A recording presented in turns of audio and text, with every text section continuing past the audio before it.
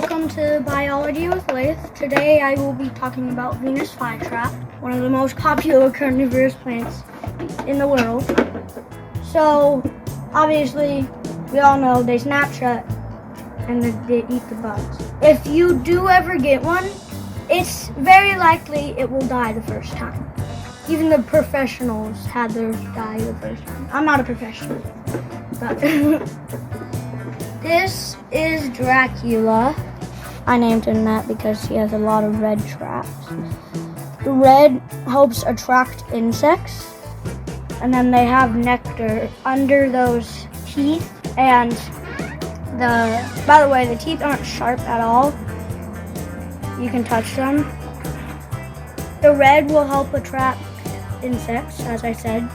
And then as the insects, it has something, the nectar has cunning in it, which makes the insects drunk.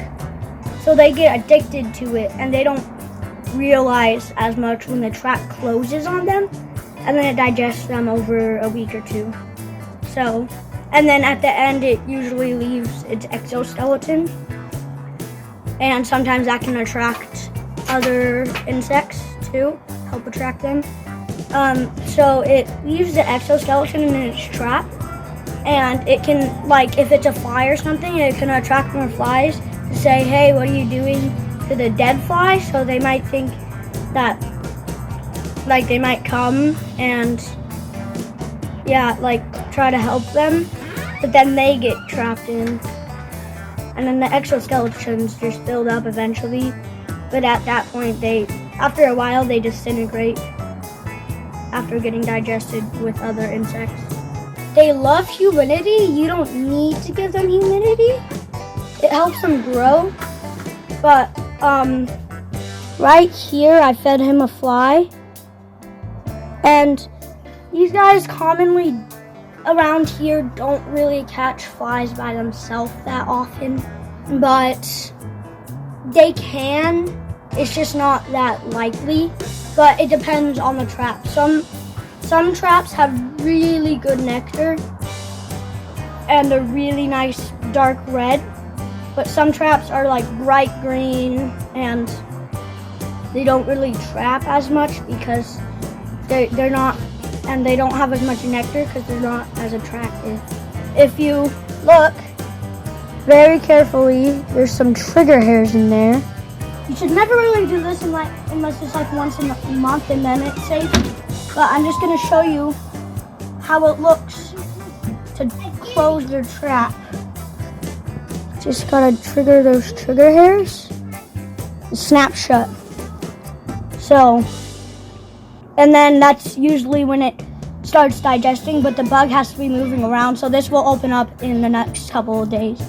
But you should never really do that unless it's for learning, because a lot of kids who get them, even I did this, a lot of kids or even adults sometimes who get them play with their traps and then they die because it wastes all their energy.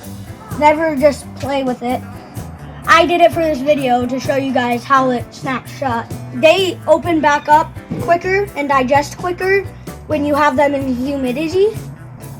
You don't have to feed them, but never fertilize them, because the reason they're carnivorous is because in the wild they didn't get enough nutrients in their soil,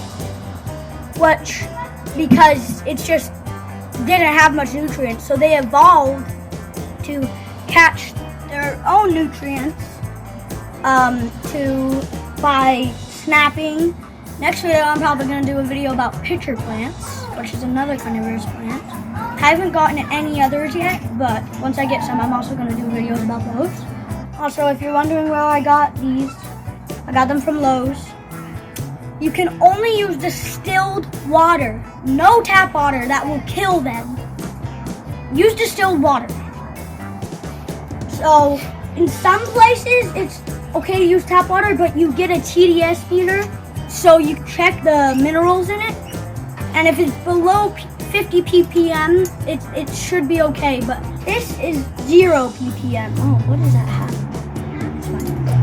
This is 0 ppm, so it's healthier for the plants, because if they have minerals in the roots, it will dissolve them, and a plant with no roots isn't really, it can't survive. I think that'll be the end of the video today. Remember, always stay curious, and thanks for watching. Please like and subscribe. Bye!